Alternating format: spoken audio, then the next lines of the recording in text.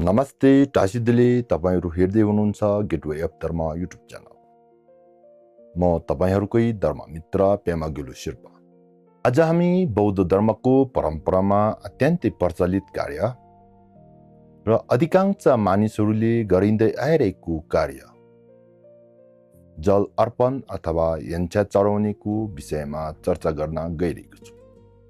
आज हामी यस भिडियो मार्फत जल अर्पण गर्ने कार्य कहिलेबाट सुरु भयो, यो अर्पण गर्ने विधि, अर्पण गर्दा फाइदाहरू के कस्ता रहेको छन् भन्ने विषयमा विस्तृत रूपमा चर्चा गर्न गइरहेको छु। भिडियोलाई अन्तिमसम्म हेरेर साथ दिनुहोला। सर्वप्रथम हामीले यो यन्छा चढाउने अथवा जल अर्पण गर्ने विधि कहाँबाट र कहिलेबाट सुरु भयो भनेर बुझ्नुपर्ने हुन्छ। यो जल अर्पण गर्ने विधि अन्तबाट आएको नभई अतुलनीय नाथ श्री दीपङ्करा श्री ज्ञानद्वारा बोधबाट प्रचलित भएको हो भनी प्राचीन कालदेखि नै धेरै विद्वानहरूले भन्दै आइरहनु भएको छ।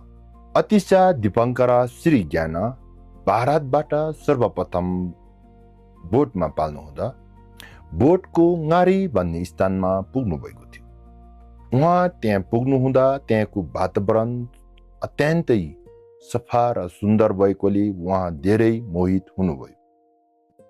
त्यस बेला उहाँले यो बोट देशको जमिन र पानी अत्यन्तै शुद्ध र निर्मल भएकोले यो जल मात्रै त्रिरत्नलाई अर्पण गर्दा पनि अत्यन्त पुण्य लाभ गर्न सकिन्छ भन्नुभएको थियो र त्यस बेलादेखि नै त्यस ठाउँबाट जल अर्पण गर्ने परम्पराको प्रारम्भ भयो। यसो भए तापनि धार्मिक आख्यानहरूलाई साँची राख्ने हो भने यसभन्दा अगाडिदेखि नै भारत, चीन र बर्मा जस्ता देशहरूमा जल अर्पण गर्ने विधि परापूर्वकालदेखि नै चल्दै आइरहेको पनि पाइन्छ। हामीले सुन, चाँदी, हीरा, मोती जस्ता बहुमूल्य सामान र अन्य पूजा सामग्रीहरू पूजन गरेको लाभभन्दा पनि जल अर्पण गरेको पुण्य लाभ किन धेरै छ त भन्नुपर्दा यो जल अर्पण गर्नु भनेको अन्य पूजा सामग्री चढाउनु भन्दा निकै भिन्नै रहेको छ।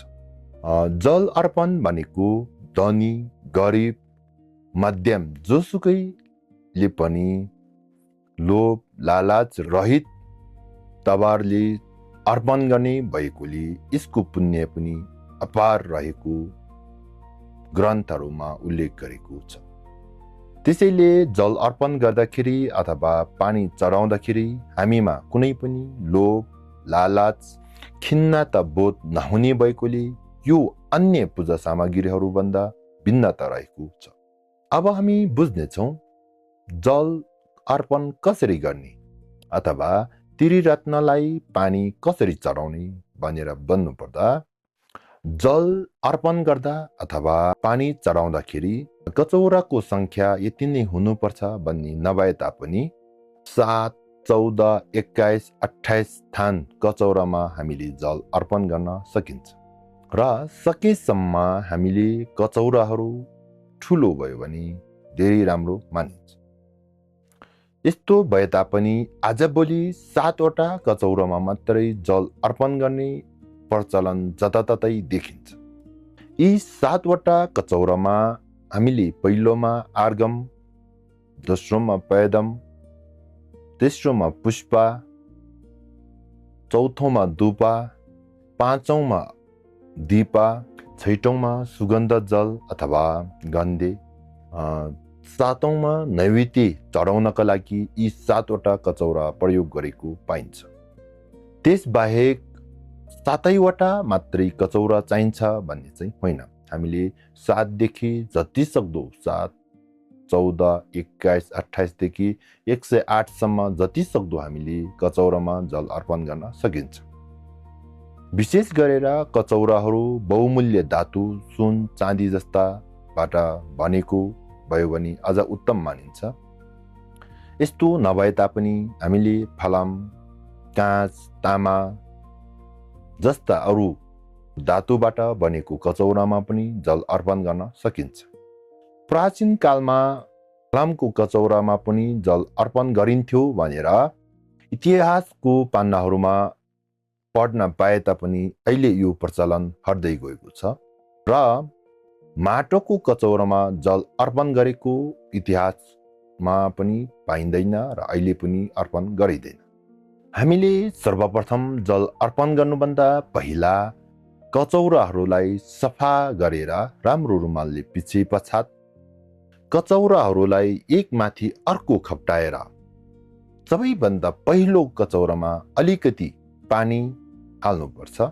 यसरी माथिल्लो कचौरामा भरेको पानी क्रमशः सबैमा अलिअलि खन्याउँदै कचौराहरू सिधा गरेर लस्करै मिलाउनु पर्ने हुन्छ।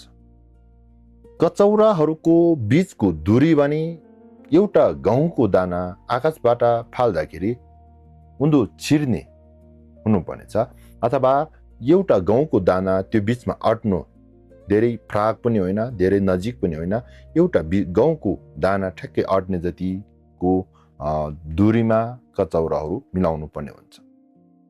यसरी मिलाइसकेपछि सफा कित्ली अथवा अम्खोराबाट बिस्तारै दुईटै हातले दायाँबाट पानी चढाउँदै जानुपर्छ र जल उठाउँदाखेरि देब्रेतर्फबाट उठाउँदै आउनुपर्छ। यदि सम्भव छ भने जल चढाउने कित्ली र जल उठाउने कित्ली छुट्टा छुट्टै भयो भने अझ उत्तम मानिन्छ। यदि सम्भव छैन भने एउटैमा चढाउने र उठाउने गर्दा पनि फरक पर्दैन। विशेष गरिकन हामीले अर्पण गर्ने जल कस्तो हुनुपर्छ भन्दाखेरि शास्त्रहरूमा 8 गुणले युक्त जल अर्पण गर्नुपर्छ भन्नुभएको छ। ती 8 गुणहरू के हुन् भन्नुपर्दा शीतल, लघु, मधुर, कोमल, शुद्ध, निरागन्ध, कष्ट सुख तथा उदार सुख नै जलको 8 वटा गुण हुन्। यदि यस्तो 8 गुणले युक्त पानी छैन भने हामीले पिउने खाने पानी मात्रै अर्पण गर्दा पनि हुन्छ भनेर शास्त्रहरूमा उल्लेख गरेको छ। तर पनि हामीले जल अर्पण गर्दाखेरि हाम्रो सबैभन्दा पहिला आशय कस्तो छ भन्नेमा भर पर्छ। त्यसकारण हामीले जल अर्पण गर्दा सबैभन्दा पहिला हाम्रो आशय अथवा मनलाई पक्का बनाउनु पर्ने हुन्छ। यसबारे आर्य नागार्जुनले यसरी भन्नुभएको छ, जुन कर्म राग, द्वेष र मोहबाट मिसिएर गरेको हुन्छ त्यो कर्म अकुशल कर्म हुन्छ भन्नुभएको छ। जुन कर्म राग रहित, द्वेष रहित र मोह रहित हुन्छ त्यो सबै कर्महरू कुशल कर्म हुन् भन्नुभएको छ।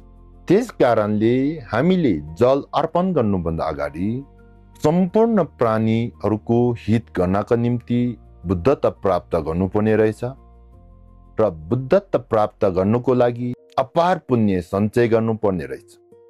र म पनि पुण्य सञ्चय गर्नको निम्ति त्रिरत्न सामु शुद्ध जल अर्पण गर्दछु अथवा शुद्ध पानी चढाउँछु भनेर सोच्नुपर्छ।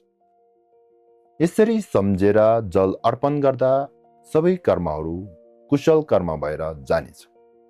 दीपङ्कर ज्ञानले पनि यसो भन्नुभएको छ, यदि वृक्षको जरा बिख हो भने त्यसबाट उत्पन्न भएको फल र पातहरू सबै बिख हुनेछ।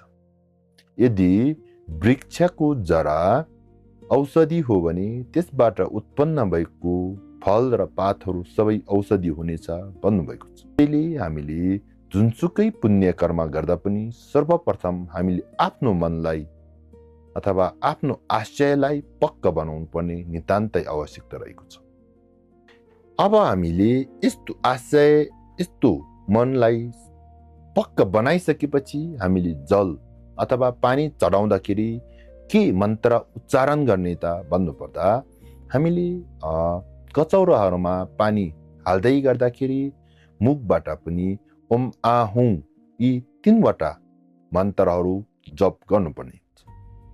यसरी ओम आहु यी 3 वटा मन्त्रलाई जप्दाखेरि शुद्धता भएर जाने र सबै बुद्धहरूको अधिष्ठान भई अमृतमय हुने भनेर शास्त्रमा बताएको छ। यसरी यी 3वटा मन्त्रहरू जप्दै जल चढाउनुभयो भने जल शुद्धता भएर जाने र